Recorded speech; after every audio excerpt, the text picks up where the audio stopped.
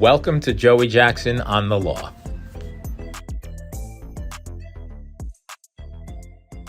Hi, this is Joey Jackson on the Law, and today we are talking all things Epstein, all things Epstein files, and all things transparency. So there are many questions surrounding whether or not he actually, that is, Mr. Epstein, is actually dead. Now, I'm not a conspiracy theorist, and I'm not here to promote conspiracy theories. I'm just here to give you the facts. What's interesting is that there's an allegation that he committed suicide. Now, why was he on suicide watch? He was on suicide watch because clearly there were concerns regarding his health, regarding his safety, and regarding whether or not, meaning he would take his own life. And the fact is that's why you put on suicide watch. There's a level of depression. You are facing things that are very, very dynamic, things that could really affect you in a great way. So he's put on suicide watch, and all of a sudden, he's released from suicide watch. Why? This is the most notorious prisoner, I would argue, not only in the state of New York, in the country of the United States, but probably in the world. So the one job that the authorities have is to make sure he's okay. If you want to make sure someone's okay, you put them and you leave them on suicide watch, but not with Jeffrey Epstein. For some reason, he's allowed not to be on suicide watch. He's returned to his cell. The day before he happens to commit suicide, his roommate is moved elsewhere, so he's in this cell by himself. Now the plot thickens, because not only that, but what ends up happening is that there supposed to be people who are checking him every 30 minutes. Why doesn't that happen here? You would think that if anybody was going to be looked on and checked every 30 minutes or 15 minutes, that this would be the case. But guess what? He should have been subject really to constant supervision. By being on suicide watch, people look at you and their eyes on you all the time. So what was the imperative to get eyes off of him? And then, of course, when he's supposed to be watched 30 minutes, that doesn't happen. And then the plot thickens. Now we find out that there's videotape that's supposed to be there, and the videotape that's supposed to be there is non-functioning for a particular period of time. Again, I'm just here to give you the facts. You are here to make the decision yourself. And no wonder, as a result of that so many conspiracy theories abound.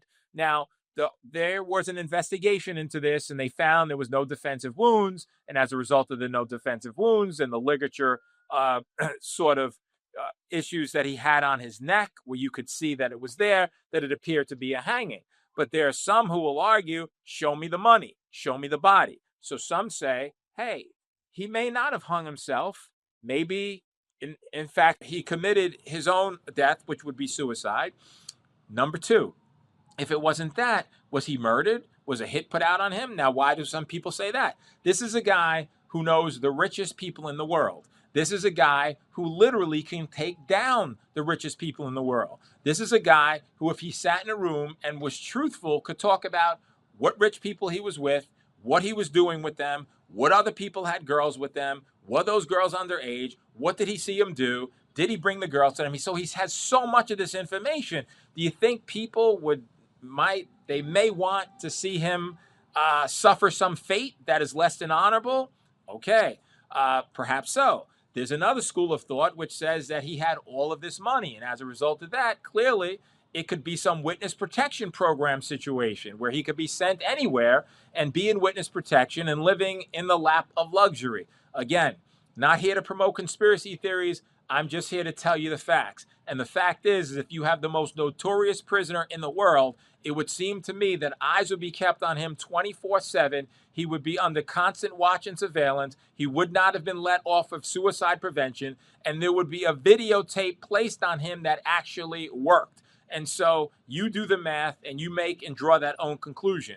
Suffering here really is the victims, and the victims are the people who wanted to see their day in court. They wanted justice. They wanted to see him held accountable for his crimes. Now, you can argue the fact that he actually killed himself, was murdered, or disappeared is justice in and of itself, but those with whom he engaged in this horrible behavior, who finally they say, we got our man, they wanted to see a different outcome. That outcome was not to be. In any event, who knows? We will never know. But what we do know is that the government covered for him back in the day in Florida, where they gave him this non-prosecution agreement, excusing him from the dozens of victims that he allegedly abused, and not only excusing him from that, but in essence, savaging the victims. There are allegations that the actual really investigation was more about the victims and their conducts and what they did and what drugs, if any, they used and who they hung out with and their lives and their prior histories than there was about him.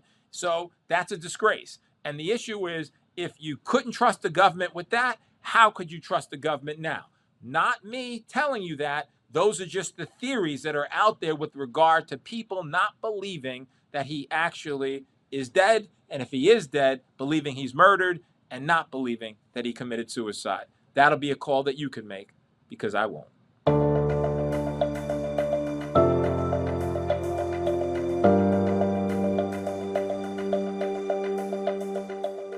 So Galaine Maxwell, who is Galaine Maxwell and what is her situation? Her situation is, in fact, she was someone who was tied to Jeffrey Epstein for a long period of time. Indications are that this was his girlfriend over decades. And when she stopped being his girlfriend, apparently the relationship, some would argue, got even better because they were then friends. But Galaine Maxwell was a person who the government very much believed was the person who recruited for him, was the person who ensured that his sexual appetite with these prepubescent girls was satisfied, who was able to go out and literally take girls off of park benches, asking them if they wanted to make money, who was able to take those girls who came saying, hey, can you get other people?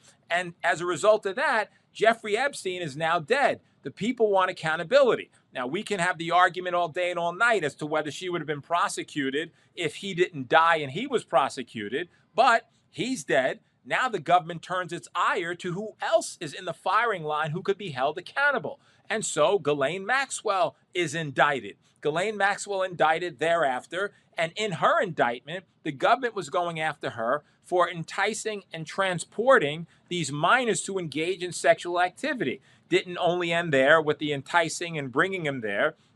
The government also held her accountable for this conspiracy, that is the agreement that you commit with one or more people to engage in that. Now, we know what a conspiracy is. It is that agreement. It's an agreement you make with someone else. It's an agreement you make in order to engage in some other illegality. What is that illegality? That illegality is bringing these underage girls to Jeffrey Epstein. Multiple counts.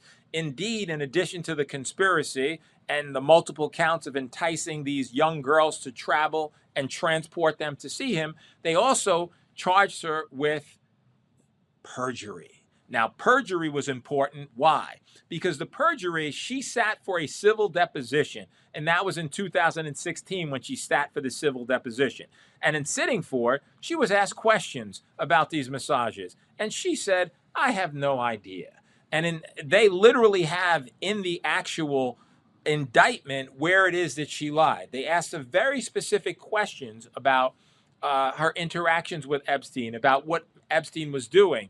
And they already had the information that she was the one who was enticing and recruiting. They already had the information that she was the one, the ringleader in terms of getting these women to him to get, I said women, girls, right? Underage girls to him for purposes of this quote unquote massage, which was anything but. It was something that engaged illicit activities where these girls, underage, were partially nude, if not completely nude, and in their nudeness, they were in effect, he was pleasuring himself around them and God knows doing what else.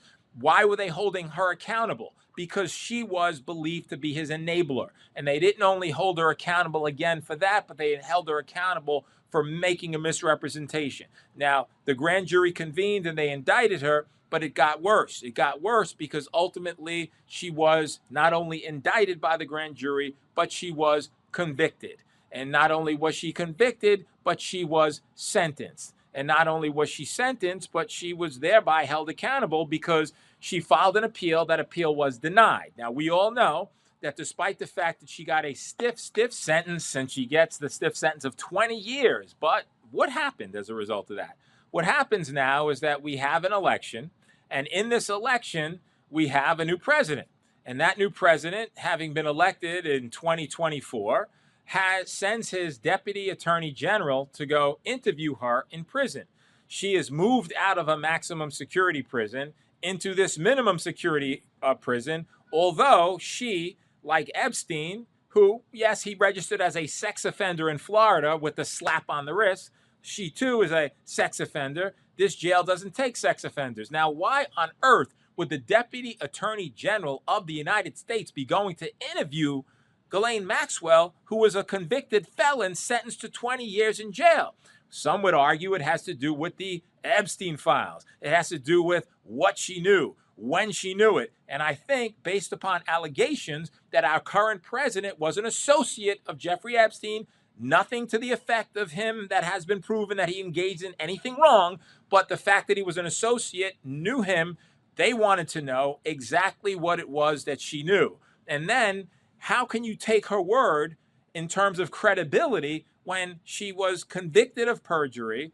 She clearly lied about her relations with Epstein. And then when you see bits and pieces of the interview that she had with the Deputy Attorney General, right? She's saying that has come out, oh, he's such a nice man, that is the president, and I knew him, and I'm so proud of his accomplishments, etc. What do you think she's looking for? Could anybody out there say pardon? Yes, I think so. Remains to be seen.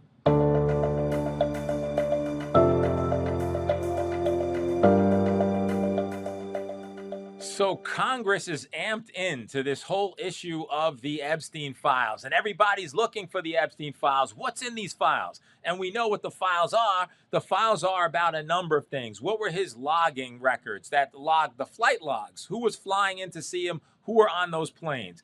What do his phone records look like? Who was he associating with? Who were his pilots? Who were his housekeepers? Who was he associating with? What were those individuals doing? What they enabling him?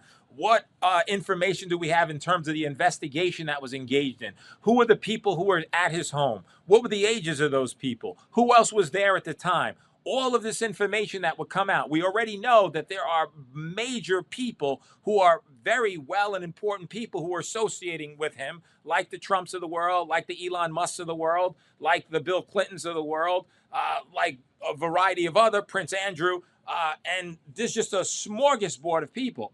And so it came down to the fact that people and inquiring minds really wanted to know who was around Jeffrey Epstein and what were these people doing around Jeffrey Epstein? What activities were they engaging in? Was there any illegality? And should they be held accountable? We have accountability for him, if you can argue it's accountability, because of the fact that he's dead, murdered, suicide, witness protection program, wherever you stand on that. The fact is that after that, they went after Ghislaine Maxwell. Of course, she was indicted in 2020.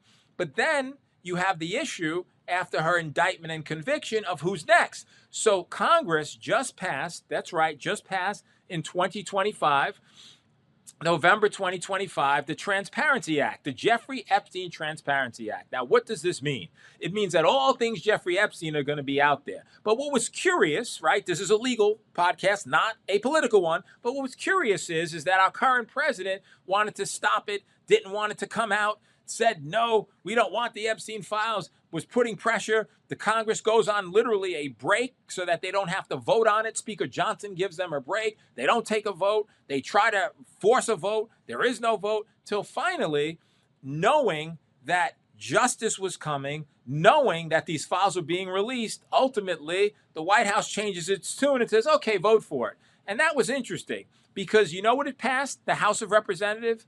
427-1 was the vote in which the Transparency Act passed in the House. And you know how it passed in the United States Senate? 100-0. Yep, you heard me, unanimously. So everybody wants this. The president signs this. And then there's a 30-day period in which the information in these files is released. So now we're going to know everything and anything we need to know about Epstein and who he was with and who he was doing it with and all these illegalities and who else was there. And they're going to be held accountable too, right? Not so fast. And why do I say not so fast? Because the law has various exceptions. Now, let's talk about those exceptions. Now, there are the common exceptions. Common exceptions, generally, grand jury material doesn't get released, but that's been being released. I'll talk about that in a minute. Victims, who the victims were, unless they want to personally say who they were. Sensitive information in terms of the people. and their own personal information. You don't want them tracking them down. Other information in terms of photographs that depict childhood things and things we don't want to see, that's out. But there are a couple of things that concern me. The one thing that concerns me is matters that are under investigation, quote unquote. Now, these matters that are under investigation, that doesn't get released. Now, who decides what's under investigation? And do you start making things under investigation so that you don't have to release this information? And then how do we know what information you don't release? I never saw the documents to begin with. So if we never saw them in the begin with, how do you prove a negative? How do you prove that information wasn't released when you don't know what the information is to begin with? And so that's a problem in terms of the exceptions. What's another exception? Well, things that relate to national security. That's an exception. Now, do you argue that all of these, these rich and famous people have some tie into national security and it would impair the national security interest of the United States if it were released, like stuff that's released on the president of the United States now? That would conceal other information. So even though we have this Transparency Act, the question then becomes, how transparent is the government going to be? And can we trust that the government is going to release all of the information? Or will the information be cherry-picked? Now, we know that Congress is releasing a lot of the information that they subpoenaed, and a lot of it showing the breadth of his wealth. All of this, the information about the homes he had, etc. But it's not about the homes he had. It's about who he was doing anything with, whether there are any other illegalities, and whether anyone else should be held accountable for their crimes, if there are any crimes. But I'm concerned because of the fact that once you have these exceptions in terms of when you could release the information, we know the law says within 30 days, and it was passed on the 19th of November, meaning December 19th, 30th day, right? The information is now we have this release, this full release of information. But are we really going to get it all? That is the open question. People want all the files, and we'll see whether we get them. We've seen judges that are releasing grand jury testimony. We've seen that in Florida concerning the investigation and the non-prosecution agreement in 2007 and 2008. We've seen that in New York concerning the indictments that were leveled here. So more transparency is coming. It's about sorting through this information and determining exactly who's involved, when they were involved, how they were involved, and what should be done as a result of their involvement. Inquiring minds want to know, and there's certainly more to come. But what we do know is while Jeffrey Epstein is dead, having died in August of 2019 at the age of 66. One more six, you figure it out. 666. Who's that talk about? But anyway, we're not here to talk about that. The reality is that everyone will have an opportunity at the end of the day to assess the information that is released. And in that information, I think we're going to learn a whole lot about the A word, and that is accountability. May the law be with you. Make sure you look for me at joeyjacksonlaw.com. Don't forget the www before that. And otherwise, stay safe, be well. And you have been listening to Joey Jackson on the Law. May the law be with you.